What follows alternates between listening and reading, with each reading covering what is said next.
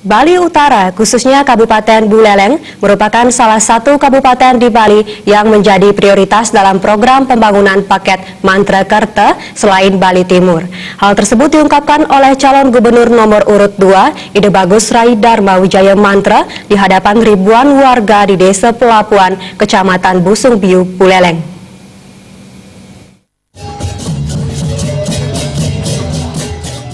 Calon Gubernur nomor urut 2 Ide Bagus Rai Dharma Wijaya Mantra mengatakan Buleleng mempunyai potensi daerah yang luar biasa besar, tetapi justru pembangunan di Kabupaten Buleleng relatif lambat.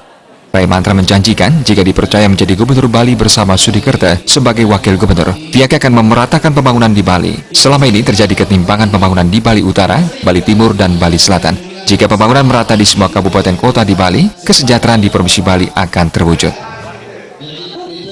Nanti bagaimana cara pemerataan kita dalam membangun kabupaten dan kota di Bali. Singaraja ini merupakan kota yang memang kota bersejarah, kota yang memiliki potensi yang besar. Tapi entah kenapa pembangunannya akan lambat sekali terjadi di Singaraja. Ini yang perlu pemikiran kita bersama. Kalau dilihat tingkat kesejahteraannya memang lumayan sedang dalam kategori sedang. Tapi pertumbuhannya ini sangat lambat sekali.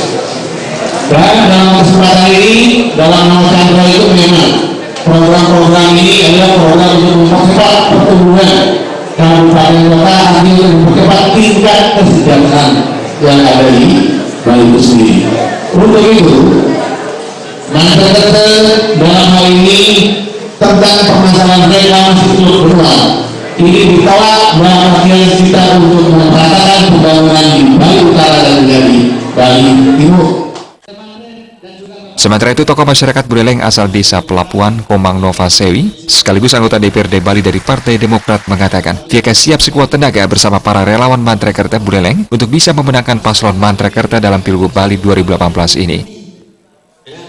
Kami dari relawan Rai Mantra, khususnya Desa Pelapuan dan juga Buleleng, kami mengharapkan pada seluruh masyarakat Buleleng, jangan takut terhadap paksaan, jangan takut terhadap tekanan, karena hati nurani kita lah yang kita pakai.